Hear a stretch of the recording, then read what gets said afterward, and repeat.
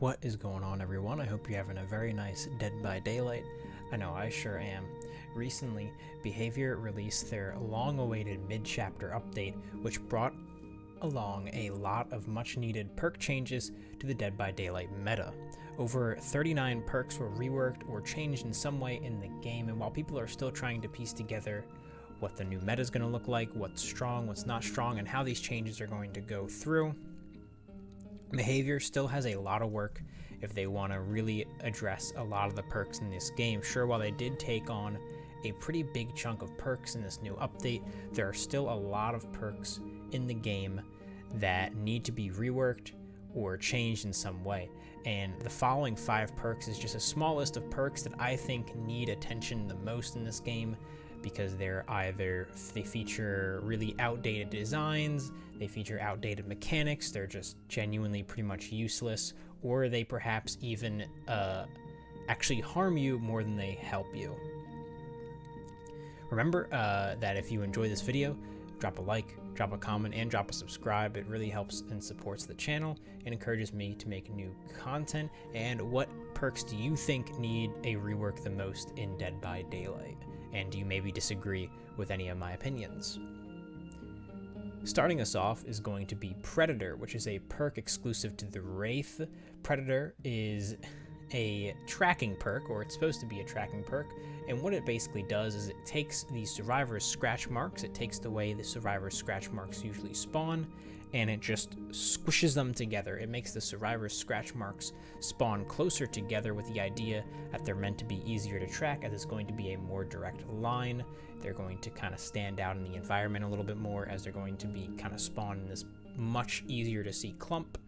And while this might be useful if you're brand new to the game and really don't understand how scratch marks spawn in the game, or the sort of algorithm that's used to spawn scratch marks, it could be useful in that scenario. Most of the time, this perk is actually harmful to you because of the fact that it causes scratch marks to spawn closer together, something that happens with survivor scratch marks due to how wide they spawn out, due to how kind of far or spread apart they spawn. You can actually get some pretty far away tracking, because you might see a scratch mark spawn onto a tree from far away or onto a wall, and with Predator it actually prevents this from happening most of the time due to how close together these scratch marks actually spawn. You're just not going to be able to see them far away, so it actually takes away some of your tracking ability, admittedly.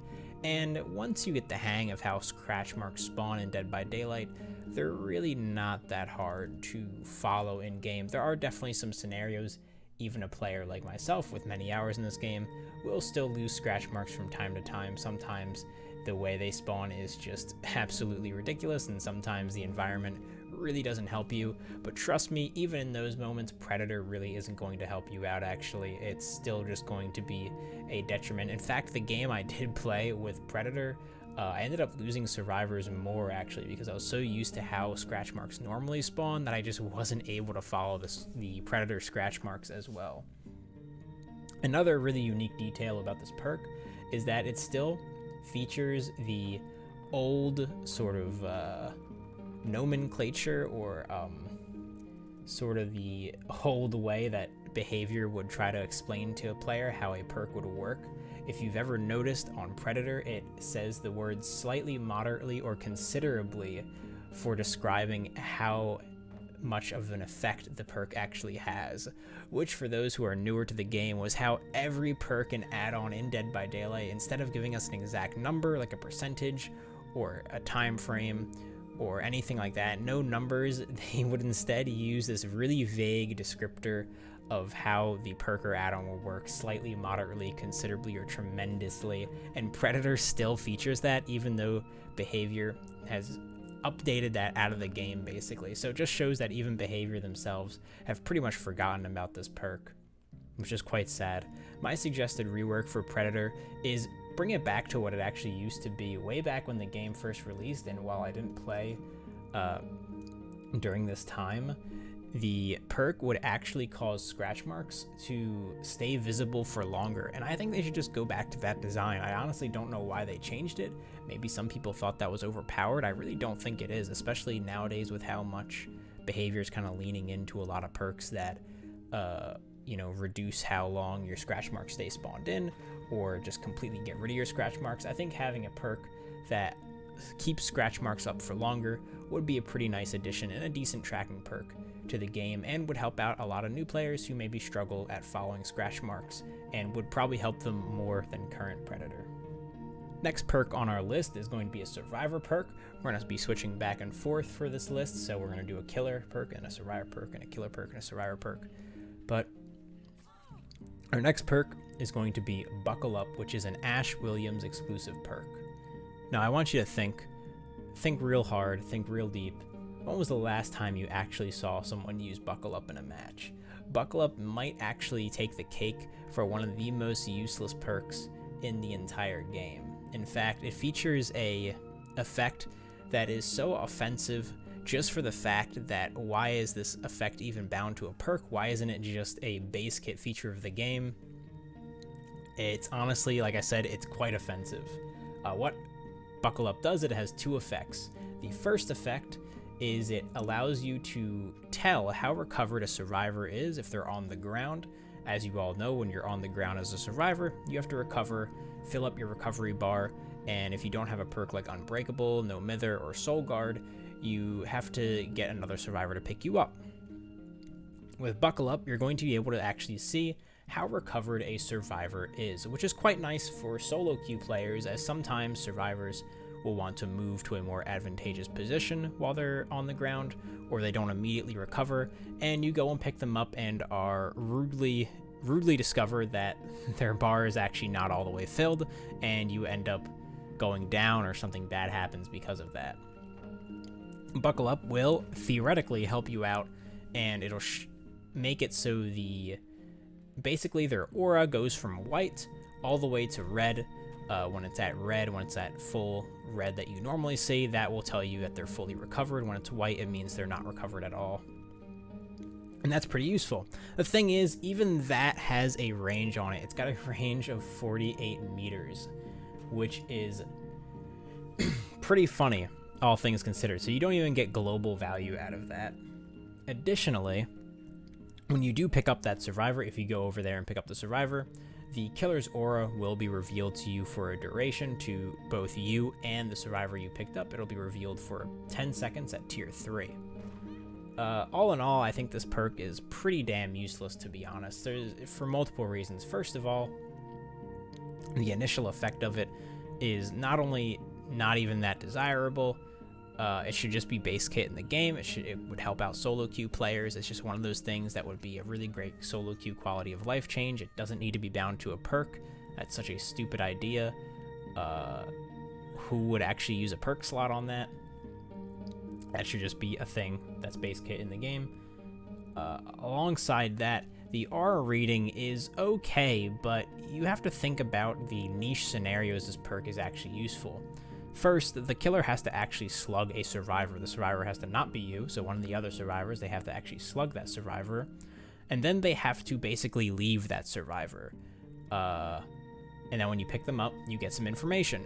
If they don't leave that survivor, not only does this perk not help the survivor that was just on the ground, it doesn't help them out in any way of getting out of that situation. All it really does is give them information that they already know. If the killer's right there, you're going to know where the killer is. The aura isn't really going to help you unless, of course, you get into an immediate chase and you actually get enough distance to maybe get to a window or a pallet. Then you could use the aura reading as sort of some temporary wall hacks to have an advantage in chase. But otherwise, it's definitely not that useful. All in all, really just kind of a lackluster perk that doesn't really get a whole lot of value. Feels like a pretty dead perk slot. To be honest, I don't know how you could rework Buckle Up. Originally, I thought maybe Buckle Up should just be completely reworked into what current Off the Record does, which is when you get off the hook, you get the endurance status effect. That would have been a really sick rework for it, but that was obviously put onto Off the Record. My suggestion maybe is keep the aura reading, make the intensity aura thing, make that base kit, make that just a feature for solo queue people, or to help out solo queue people, and to really lean into this perk being like a perk to help your team out if they're getting slugged. maybe make it so when you pick up that survivor, they get a really intense haste. If you really wanted to go crazy, you could make it so it gives them a straight up sprint burst when they get up, 150% movement speed bonus for 2 seconds when you get picked up by them. Maybe put that on a cooldown, like a 30-second cooldown or something, so you can't just spam it to a bunch of people. But that would be really awesome. It would be a great way to help out your team and help them get out of a pretty bad situation. A really good team perk. Or just give it a general haste. Maybe it doesn't have to be as intense as a sprint burst like I was saying, but something like that would be super cool to see. Next on the list is going to be Beast of Prey, which is a Huntress exclusive perk, or a unique Huntress perk. And this perk is another perk that falls in the category of actually is just harmful for you. In my opinion, it just encourages bad habits. But I digress. This perk is all kinds of whack. So what it does basically is once you hit any tier of Bloodlust, you get the undetectable status effect. Wow, that is such a useful thing to have. That's absolutely amazing. So let's break it down real quick, just to really drive home how absolutely terrible this perk is. First tier, Bloodlust is gained 15 seconds into a chase. Or when you've been chasing a survivor for 15 seconds, and as long as you haven't dropped chase, or haven't used your power, or haven't broken a pallet, or haven't landed a hit on the survivor, if you are chasing a survivor for 15 seconds uninterrupted by anything else, you will gain a tier of Bloodlust. And once you get that first tier of Bloodlust, you will gain the undetectable status effect. So already you need to be in chase for 15 seconds, which the rule of thumb for pretty much any chase is by 15 seconds, you should be either getting a hit or getting an important pallet or doing something with that chase. You pretty much don't want to be in chase for 15 seconds and still not be getting anything. And this perk is obviously supposed to give you an effect that should help you do something after being in chase for 15 seconds and not getting anything. And it gives you the undetectable status effect, which has 2 effects. 1, it gets rid of your terror radius. 2, it gets rid of your red stain. The terror radius thing doesn't matter because the person you're in chase with knows you're in chase with them. They know where you are pretty much, or the vague idea of where you are. Sure, maybe you could go for some 9 billion IQ strats where you get the undetectable status effect from Beast of Prey, break line of sight, and then just try to make it seem like you go away, and maybe someone would get confused because no one runs this fucking perk, so someone might actually get confused and just end up running into you and you'll get a free hit. But that feels so absolutely insane for that to happen. There are just so many other consistent perks that you could run that get you free hits. So really the more important aspect of this perk is that it gets rid of your red stain, which is admittedly pretty useful, as it makes it so you don't have to mind game anything really, in the sense that you don't need to hide your red stain, you don't need to moonwalk. The survivor is not really going to have that heads up at where you're looking and what direction you're going, which could be pretty useful. Like I said though, the problem is it's bound to Bloodlust, which Bloodlust is already a mechanic I think should be removed from the game. It's a controversial mechanic, and I'm on the side that shit should just go. But that's a discussion for another day. We won't get into that whole can of worms. But already don't like that it's bound to the Bloodlust mechanic. It's bound to another, once again, a mechanic that was a band-aid fix in the game for poor map design. But you need to be in chase for 15 whole seconds for you to even get the effect of this perk. And remember, if you break a pallet, if you use your power, if you're a killer that uses your power frequently, so Doctor, for example, who is constantly using a static blast, you're going to get 0 value out of this perk. Doctor basically doesn't use Bloodlust at all because of how much he's using his power. You're basically always breaking your Bloodlust, so you get no value out of this perk. So you pretty much have to be an M1 killer who's not going to be using their power in chase, have to chase a survivor for 15 seconds uninterrupted, no pallet breaks, no hits. All for the undetectable status effect in chase, which really isn't all that useful from an entire perk slot. To rework this perk, oh god, I don't even know how I'd rework this perk. I heard a while ago a really neat idea would be maybe making an activatable perk where you can maybe at any point in the game. Maybe after chasing survivors for so long, you kind of fill up the perk. You fill up the perk bar, you chase survivors, you get hits, the perk fills up. And once it's filled, you can activate the perk. And when you activate it, you maybe lose your terror radius, and everyone who was in your terror radius, you get killer instinct on them for a couple of seconds. I heard something like that a while ago, and I really like that idea. I like the idea of a perk that you actually activate as the killer like that. We don't have any of those just yet. That could be something really cool. Something along those lines could be sick. Something that encourages you to maybe split pressure, do well in chase. It rewards you for doing well in chase by giving you a undetectable status effect of some kind, or something like that would be super cool. Right now, though, the perk basically encourages you to commit way too long on your chases for an effect that's otherwise pretty useless. Next in line is going to be Up the Ante, which is an ace perk. And Up the Ante, some people might actually be a pretty big fan of this perk, and all things considered, this perk can be pretty useful in the right setup. If you are running Up the Ante, well, let's first break down what the perk does. Up the Ante, basically, for every survivor that's still in the trial, that's alive in the trial, you gain 1 token. And for each of these tokens, you gain 3% luck up to a maximum of 9% for the other 3 survivors left in the trial. And what luck does 2 things in this game. It affects the probability of you being able to unhook yourself from the first stage, which is really the big thing that people care about. And the second effect is it affects the rarity of add-ons you get with the perk Ace in the Hole. It doesn't affect anything else. It doesn't affect your skill check chance. It doesn't affect the items you get out of chests. Nothing else is affected by luck. Luck is a pretty bare bones, dry mechanic. It almost feels like at one point Behavior wanted to do more with luck, but it's just been on the back burner for so long and they've never gotten around to it. I really hope luck as a mechanic gets a rework, and really that's why this perk is on here. It's pretty much outside of Ace in the Hole, kind of, and also Slippery Meat, I guess. It is the only perk in the game that is directly associated with luck, which is a really outdated mechanic that just needs an update of some kind, a rework. But until then, something that's easier to rework is just reworking this perk itself instead of going and tackling the entire luck mechanic, which I would like to see one day. Up the Ante, though, can be useful in very niche scenarios where you run 4 Up the Antes. All 4 survivors run Up the Ante, as it does in fact stack with itself.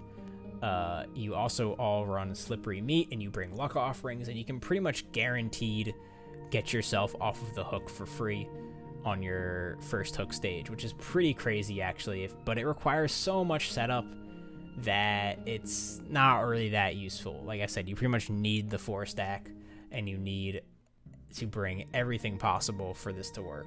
All of the luck offerings and all that stuff. In my opinion, the rework for this perk is very, very simple. Tackle it how they tackled Open-Handed a couple of patches ago, or many patches ago, whenever that perk got its buff or its little rework. Basically, before Open-Handed, as you know, it increases the range of aura reading for you and the other survivors. Before, it used to not do as much. It used to it was a smaller amount, but it could stack on itself, so people would bring up multiple open-handeds to get a really big effect. But Behavior decided to change it so they would buff the number, make it so the perk did it by like 16 meters or whatever by default, just by itself, but not stack with itself, so it was better for solo queue players. Do the same thing for Up the Ante. Increase the amount of luck you get per token by quite a bit, maybe by up to like 5% or 6% or something crazy like that, but make it so it doesn't stack with itself, so it's just better for solo queue players to run. Then maybe you'd actually see it. I mean, you're already not seeing it a lot in your games, so maybe at that point you'd see it a couple of times in your games, and it'd be a nice little thing to see, and maybe you'd actually even get off the hook once or twice whenever someone was running this perk. Make it a nice team player perk. But all in all, that would be my suggested rework. Really not changing the effect of the perk at all, really just buffing the numbers. But still, I think this perk's issues definitely go deeper, as it is related directly to a mechanic that just doesn't have a whole lot going on with it. And last, but certainly not least, a perk that probably every Dead by Daylight player knows and maybe loves. unless you're completely new to the game. We're talking about the General Killer perk, Insidious, one of the most notorious perks probably in the entire game. Insidious is a very dubious perk for many reasons, most notably camping. Basically how Insidious works is if you stand still for at least 2 seconds, you gain the undetectable status effect until you start moving again. You will just have it permanently. This perk is just so old. I mean, I'm looking at the changelog for it right now. The last actual functional change it got a change all the way back in version 3.4.0, but all that change basically was just, that was when behavior introduced the idea of undetectable. Before that moment in time, any perk that basically gave you the undetectable status effect, it told you that it would reduce your terror radius to 0 because they didn't have a name for it yet. Basically, the 3.4.0 change, not even a functional change. It literally is just saying, hey, this is the undetectable status effect, instead of saying it reduces your terror radius to 0. The last actual functional balance change for this perk was all the way back in 1.0.5. That long ago. It has been that long since Insidious has received any sort of change whatsoever to its function. Yeah, this perk is old as dirt. Old as dirt itself. It's old as the crap coding this game has embedded into it. And it just comes from a completely different time when behavior didn't know what this game was going to be about. They didn't know it was going to be a far more fast-paced game. Perhaps they thought it was going to be a way more of a horror experience, like they wanted it to perhaps be initially, where, you know, maybe you're the killer who can set up these kind of intricate traps and, you know, kind of plan things ahead really intensely of, you know, you could stay still with Insidious and catch someone off guard. But in reality, the game has definitely become a more complex, fast-paced game of cat and mouse and tag, whatever you want to call it, hide and seek. So this perk is just suffering from the most painful of growing pains, really. Pretty much all it does is encourage camping, which is not very healthy for the game, in my opinion, or at least face camping, I should say. Obviously, we won't get into the whole discussion of proxy camping and all that stuff, but straight up Insidious camping with Bubba in the basement, such a notorious act. I mean, you almost feel like you should just bring it on Bubba just because it's a meme, even if you don't use it. Really, what other use does this perk have? I did actually manage to get a kill in the game where I ran it. I was playing Billy, and I did manage to kick a generator, hide behind a wall, get Insidious, and then actually get a kill because of it. But those situations are so few and far between. Really, the perk just needs a full rework of some kind. My rework suggestion, actually, something that would be really neat, is when you hook a survivor, the perk actually activates. And once the perk is activated, as long as you are 32 meters away from that survivor who's on the hook, as long as you're 32 meters away from a hooked survivor, you gain the undetectable status effect. I think that would be a super cool redesign of the perk. It would encourage people to go for saves. They have to go save this person and get rid of the undetectable status effect. It would allow you to get some pressure across the map. Would be really good on high mobility killers like Hillbilly and Blight. All in all, I think that would be a really sick rework for the perk, but maybe you guys have a better idea. Maybe I'm missing something here. Regardless, that's how I'd handle Insidious, and without a doubt, I think we all agree this is a perk that needs a rework sooner rather than later. In fact, I am surprised that this perk was not on the chopping block, or at least on Behavior's mind when it came to the big perk mid-chapter rework. I mean, we did get Monster Shrine. We got a Monster Shrine rework, which is pretty nice, but I think Insidious is something that should get reworked sooner rather than later. Anyways, that's going to do it for this video. Once again, thank you for stopping by. Thank you for watching. Let me know what you think. Do you agree? Do you disagree? Remember to like, comment, and subscribe. I appreciate all of it. And until next time, I'll see you later.